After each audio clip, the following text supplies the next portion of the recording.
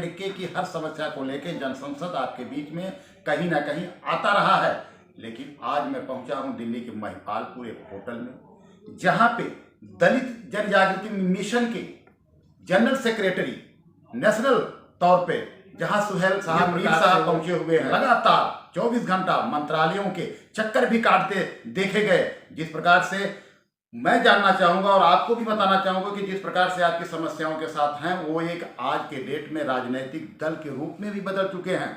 प्रगतिशील जन मोर्चा के वाइस प्रेसिडेंट हम मीर साहब से जानना चाहेंगे कि मीर साहब क्या कुछ अभी तक सफलता पा चुके हैं दिल्ली में आने के बाद। मीर साहब, आपका हमारे चैनल में स्वागत है।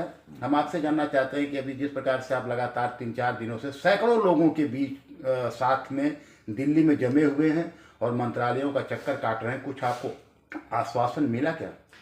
जी, सबसे पहले मैं आपके मीडिया का शुक्रगुजार हूं कि आपने यहाँ महिपालपुर में हमारे पास आने का तकलीफ़ किया है। मैं अपने दिल के उम्मीद गहराइयों से आपका शुक्रगुजार हूँ, अपने लीडरान हज़रातों की तरफ से आपका शुक्रगुजार हूँ। मैं जे के स्टेट से इसलिए आया हूँ कि जो मैंने वहाँ पे state general secretary Bashir Ahmad Goglu और जो शकील अहमद दाता साहब है वाइस प्रधान है, क्योंकि रियासती जम्मू कश्मीर के अंदर जो मसाइल पैदा हुए हैं 2019 से, जो आर्टिकल हटाया गया 370-35 से, तो एक खुशगवार मैसेज आई थी मंत्रालय से, यहाँ के पीएम ऑफिस से, और खुद नरेंद्र मोदी जी ने बोला था कि हम यहाँ पे इंडस्ट्रीज लॉन्च करेंगे, यहाँ पे छोटी मोटी कंपनियाँ लॉन्च करेंगे, जिससे बेरोज़गारी ख़त्म हो जाएगी रियासत जम्मू कश्मीर के अंदर।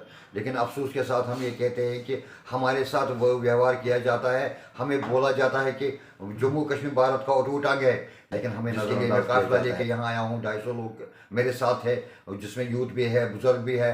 इसीलिए आया हूँ कि हमें 3 चीज़ों से पहले वो नवाजेंगे। पहले डिमांड यही है हमारी, राशन फ्री, बिजली फ्री, पानी फ्री, क्योंकि 33 सालों से रियासती जम्मू कश्मीर के अंदर जो खेल खेला जा रहा है, जहाँ के नौजवान मर रहे हैं, चाहे वो आर्मी से हो, बीएसएफ से हो, सीआरपीएफ से हो, पुलिस डिपार्टमेंट से हो, या एसपीओज हो, या हमारे रियासत के अंदर जो लड़का गुमराह हुए हैं उन्हें मारा गया है। लेकिन मरता तो इंसान है, खून तो इंसान का बहता है। हम आम नागरिक नहीं है, हम हिंदुस्तानी नागरिक है, हम हिंदुस्तान के रहने वाले हैं, हमारे दिल में हिंदुस्तान है। लेकिन हमारे प्रकार से धारा 370 और 35 से हटने के बाद केंद्र सरकार में गृह मंत्री अमित शाह जी बार बार कहे हैं कि कहीं ना कहीं जम्मू कश्मीर स्वर्ग बन सकता है, लेकिन वहां के लोगों को अभी तक मिनिमम वेज तक नहीं मिल पाता।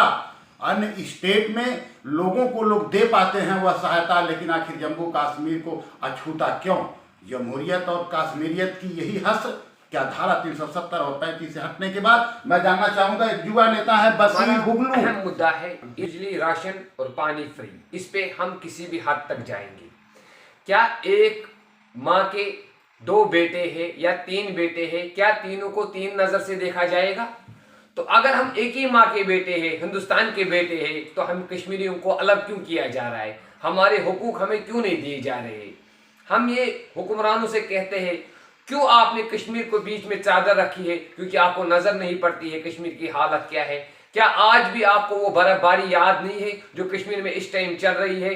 कि हमारे जो पहाड़ी इलाके के लोग हैं वो बेचारे न कुछ कमा पाते हैं, न बाहर जा पाते। क्या आपने उनके लिए कोई फैसिलिटी, कोई ऑप्शन रखा? कुछ नहीं रखा अभी तक। खाली वादों पे वादे किए जा रहे हैं। अभी तक हमारे साथ नाइंसाफी क्यों हो रही है? क्या हमें पता नहीं, बता सकते हैं हमसे क्या जुल्म हुआ है, हमने क्या गलत किया? क्या हम हिंदुस्तानी नहीं है? अगर वो कहना चाहेंगे हम हिंदुस्तानी नहीं है, मगर हम इतना कहेंगे हम हिंदुस्तानी है, हिंदुस्तानी रहेंगे और हर दम हिंदुस्तानी है। प्राइम मिनिस्टर साहब से भी गुजारिश करते हैं कि ये जो हमारी मांगे हैं, ये मेहरबानी करके जल्द से जल्द हमको फौरन रवा किया जाए। फौरन रवा किया जाए, फौरन रवा किया जाए। फौरन का मतलब यह है धारा 370-35 के बाद वहां की आवाम जो कभी न कभी पत्थरबाज कही जाती थी, जो देश की नजर में लोग उन्हें पत्थरबाज समझते थे, लेकिन उसका कारण लोग भी जानते थे। लेकिन आज वही की आवाज है कि धारा 370-35 से हटने के बावजूद भी मिनिमम वेज नहीं। वहां के होमगार्ड या एसपीओ या दलित किस प्रकार से परेशान है, उनके लिए इन्हें केंद्र सरकार को सोचना ही पड़ेगा। इनकी मांग है कि एक बहुत जल्द वहां की जो परेशानियां हैं, वहां के दलित, शोषित, वंचित लोग जिस प्रकार से पीड़ित हैं, उन्हें कहीं ना कहीं इसी सत्र के अंदर कुछ लाभकारी आश्वासन मिलना चाहिए।